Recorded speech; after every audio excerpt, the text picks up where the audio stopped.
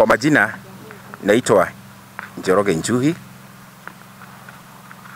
na mimi ni mmoja wa coordinators katika ofisi yetu ya Senate, na tuko hapa kuongea kwa sababu ya mambo ya kaunti yetu. Na mambo ya kaunti yetu imekuwa sasa ni kizungu mkuti, na hii mambo imetukera. Ni mambo ambayo kwayo tunaona ya kwamba ni mambo ambayo hayaendi vizuri. Ya kwanza ni kusema ya kwamba sisi kama wanaume tunaambiwa tusiongee kuhusu mambo ya governor kuzaa. Tunauliza, governor kuzaa kwake, kwani governor hakupata mbegu kutoka kwa mwanaume? Mbegu inapatikana kutoka kwa nani? Kwa mwanaume. Inapatikana kutoka kwa nani? Kwa mwanaume. People's power. Power. People's power. Power. Mbegu inapatikana kutoka kwa mwanaume. So sisi kama wanaume tusiambiwe tunyamaze. Sisi ni lazima tuongee, kwa sababu hata governor kwenda na kuzaa mahali pale sisi hatuna shida nayo, lakini ni kwamba sisi tunaongea about issues. Tunaongea mambo ambayo imetufinya, mambo ambayo imetukera, mambo ambayo kabisa imeguza mwananchi wa kawaida ambaye ako Nakuru. Na mambo hayo yameweza kutajwa hapa, ni mambo ya hospitali na mambo mengine, na hiyo ndio mambo ambayo imetukera kabisa. Lingine ni kwamba tunasema sasa kufika mpaka hapo imetufika kikomo.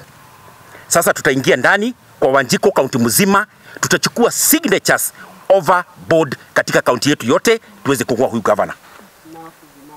Enough is enough. Enough is enough. Tutachukua signatures ili tuweze kung'oa huyu governor, kwa sababu sasa imetufikisha mwisho. Ya pili ni kuhusu our MCAs. Our MCAs tunawaambia, amkeni, tokeni kwa usingizi, wacheni kukaliwa, acheni kukaa asif kama tuko kwa comfort zone. Wacheni toke kwa usingizi ambao tumelala, kwa sababu so far ukiangalia MCAs, angalia hata kaunti zingine wanaongea na wanafanya mambo ambayo inatakikana. Kama ni kuimpeach huyu governor, kwa sababu hata hakuna kitu inafanyika, wacheni akuwe impeached. Kwa hivyo MCAs, jipangeni, leteni hiyo mswada yote mlete kwa senator, kwa sababu ako hapa, na pia na yeye aweze kuipeleka kwa Senate ili tuweze kung'oa nani? Tuweze kung'oa nani? Ingine ni kuhusu audit. Pesa, senator tunakushukuru sana Tabitha Keroche, wewe unafanya kazi nzuri ya kutoa pesa kutoka national unatuletea hapa chini mashinani. Inafika hapa 1.2 kila mwezi. Na zile ambazo zinaokotwa katika kaunti yetu, hizi pesa zote tunataka over 2 billion, tunataka ziweze kufanywa auditing.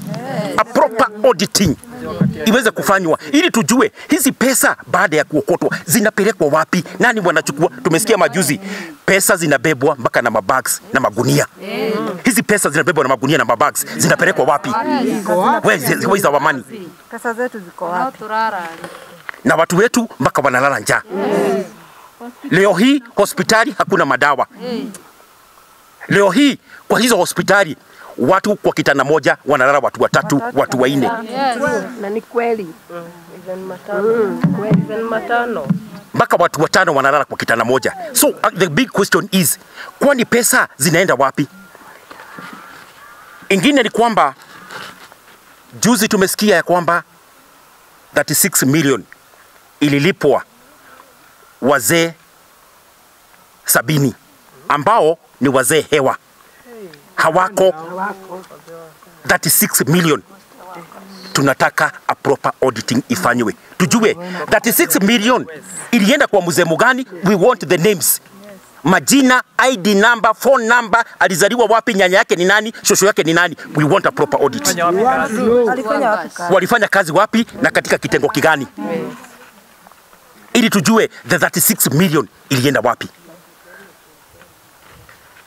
Ya mwisho nikimalizia ni kwamba sisi tukiwa wakaaji wa Nakuru hatuongei tu kuongea, tunaongea ili haya mambo yote ambayo tunaongea kwayo yaweze kwenda mbele, hata national government iweze kusikia kilio chetu, hata waweze kukuja chini kabisa, waweze kujua Nakuru ni nini hiki ambacho kinaendelea Nakuru, kwa sababu kilio ni kingi sana na watu wanalia sana. Ni nini hii ambayo Nakuru County watu wanalia? Thank you so much.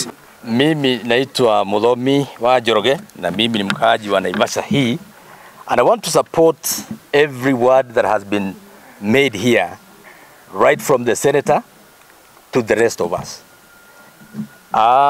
Going straight to what Madam Senator has actually made clear, we do not know who is running the Nakuru County government.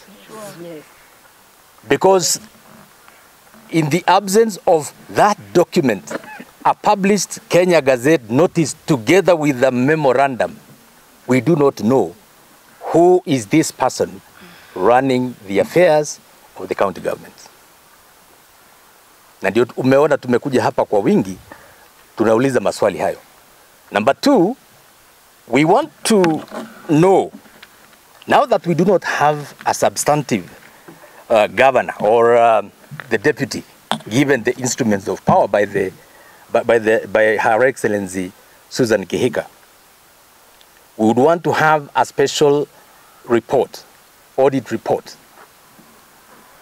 to give us the expenditures during this period that our governor has been away. You're all aware that we are going to have the 2025-2026 supplementary budget public participation beginning on Monday. Yes. Who is going to approve this? All this that has been happening for the last so many months, who has been undertaking this very important function to approve those budgets, as well as even making them, expended. You are also aware that the last Auditor General's report exposed so much that has been lost in the county government. All the other governors went to face the PAC, or rather the Parliamentary Accounts Committee. Nakuru government did not send a representative. Now this actually proves that we do not have a substantive governor or the person who has been given legal mandate to act on behalf of the Nakuru County governor. So going forward, we want these answers. We want to be told who is acting on behalf of Her Excellency Susan Kihika. And to those our gracious ladies who made a statement yesterday at Parliament, we want to tell them this. Nakuru is, I would say it's Kenya. We cannot be gagged by anyone.